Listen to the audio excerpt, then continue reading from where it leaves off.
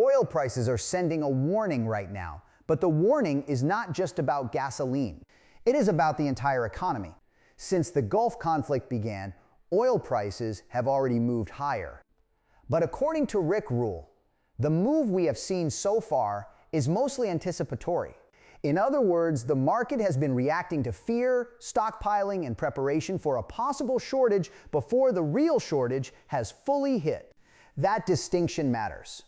Right now, the world has been relying on crude oil that was already floating on tankers, along with strategic reserves and inventories held by different countries. Those barrels have helped cushion the market. They have delayed the full impact of the conflict. But that cushion does not last forever. If the conflict does not end quickly, the market could move from pricing in fear to pricing in actual scarcity. That is a completely different environment. When oil prices rise because traders are nervous, that is one thing. But when oil prices rise because buyers are competing for limited physical supply, the damage can become much more serious. That is when the market starts rationing by price. The people in countries willing to pay the most get the oil, and everyone else gets squeezed. Rick Rule pointed out that some crude cargoes already loaded on tankers are trading at massive premiums above the official quoted price.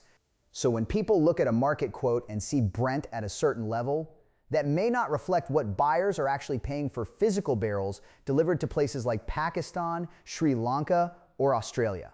That is the part many people miss. There's the oil price you see on a screen, and then there's the real-world price of getting physical oil where it needs to go. If those two prices separate too much, it means stress is building underneath the surface. And if this continues, the consequences will not stay inside the oil market. Higher oil prices act almost like a tax on the entire economy. Technically, oil is not a tax, but it behaves like one because it pulls money away from everything else. Families spend more on gas, electricity, heating, food, and transportation. Businesses spend more to move goods, run factories, ship products, and operate equipment.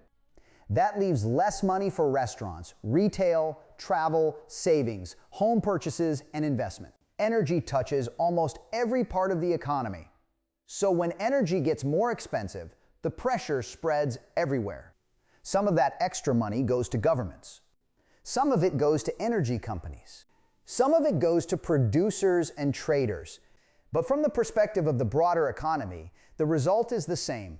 Capital gets redirected into energy costs instead of productive growth. That is why oil shocks can be so damaging. They do not just make filling up your car more expensive. They weaken confidence. They make consumers nervous.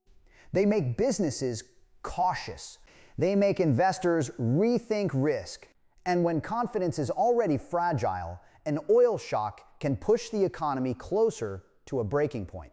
The market is also reacting through interest rates. Long-term U.S.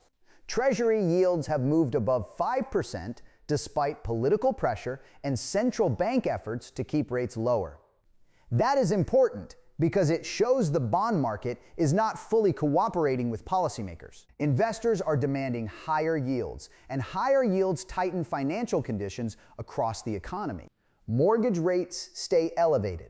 Corporate borrowing gets more expensive. Government interest costs rise. Banks become more careful. Speculative parts of the market get squeezed. But there's also a strange side effect: higher U.S. Yields can strengthen the dollar because global investors look at U.S. Treasury bonds and see a higher return compared to other countries. In times of stress, money often runs toward the dollar and U.S. Government debt because they are still treated as safe, liquid assets. That stronger dollar can put short-term pressure on gold. This is where the gold story gets more complicated. A lot of people assume war automatically means gold should go straight up. But Rick Rule's point is that gold does not respond to every type of fear in the same way. War can create a short-term emotional reason for people to buy gold, but historically, gold has responded much more strongly to one specific fear: the fear that paper currency is losing purchasing power. Gold is not really about panic for 1 week. It is about trust over time. If people trust that their currency will hold its value, gold may not move much even during scary headlines. But if people start to believe that governments will respond to crisis by printing money, forcing interest rates lower, and weakening the currency, then gold becomes much more attractive. That is why gold can sometimes move sideways or even fall during moments of crisis, especially if the dollar is strengthening at the same time. Since gold is priced in dollars, a stronger dollar can weigh on the gold price in the short term. Right now, the market appears to be dealing with that exact conflict. On one hand, geopolitical risk is rising. Oil markets are stressed. Confidence is weakening. Those forces should support gold. On the other hand, US. Yields are above 5% and the dollar is stronger. That can make gold less attractive in the short run because gold does not pay interest. But the short-term move is not the whole story. The bigger question is what governments do if financial stress keeps building. If oil prices stay high, if growth slows, if markets become illiquid, and if the economy starts cracking, policymakers may eventually face the same decision they have faced in past crises. Do they defend the currency or do they defend the economy? History suggests that when the pressure gets bad enough, governments usually choose the economy. They lower rates. They inject liquidity. They expand deficits. They create new programs. They print money in one form or another. Those actions may calm markets in the short term, but they can be bad for the currency over the long term. And that is the environment where gold tends to matter most. Rick Rule explains gold as a savings asset, not just a trade. That is an important difference. A trader cares about what gold does next week, next month, or next quarter. A saver cares about whether their purchasing power survives over years and decades. He has been saving in gold since 2000, and from that perspective, the world looks very different. If you measure housing, healthcare, groceries, or energy in dollars, everything looks dramatically more expensive than it was 25 years ago. But if you measure those same things in ounces or grams of gold, the picture changes. The argument is not that gold magically makes everything cheap.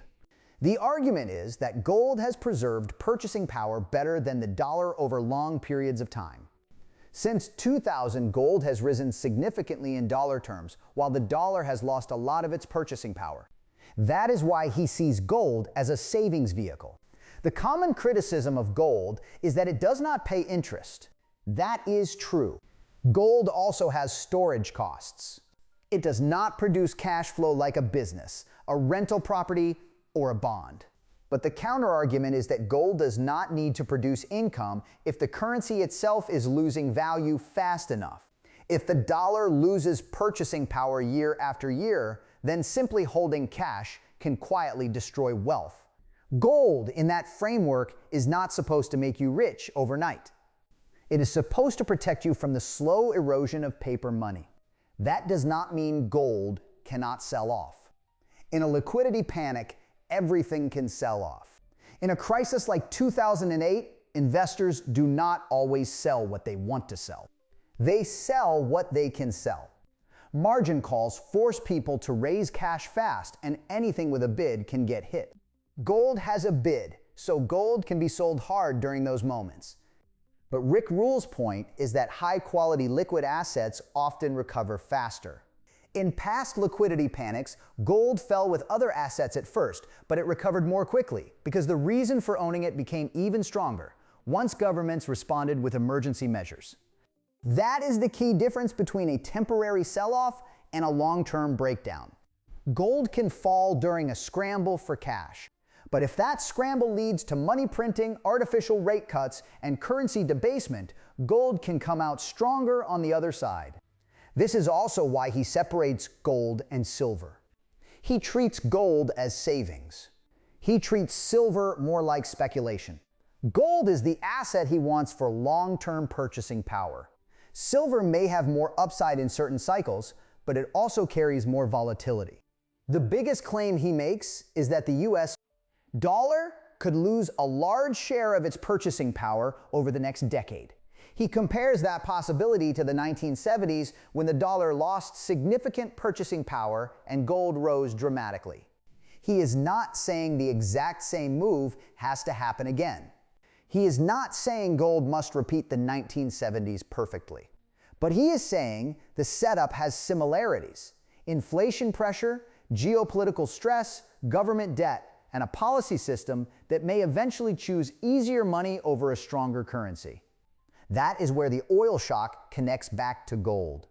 The immediate story is oil. The deeper story is confidence. If energy prices keep rising, they can damage growth, weaken consumers, pressure businesses, and force policymakers into a difficult position. If policymakers respond by creating more liquidity and weakening the currency, then the long-term case for gold becomes stronger. So the real question is not just where oil trades next week or where gold trades tomorrow. The real question is what happens if the system cannot absorb the shock. If oil prices stay high, if bond yields stay elevated, if the dollar strengthens too much, and if markets become unstable, something may eventually have to give. And when that moment comes, the policy response could matter more than the crisis itself. That is why investors need to look past the headline. War, oil prices, treasury yields, the dollar, and gold are all connected? They are different parts of the same story. Oil is warning that physical shortages may be closer than people think. Treasury yields are warning that the bond market is demanding more compensation for risk. The dollar is warning that global capital is still running toward US assets. And gold is waiting to see whether this becomes a short-term panic or a long-term currency problem. Because in the end, gold does not just respond to fear. Gold responds to the loss of trust.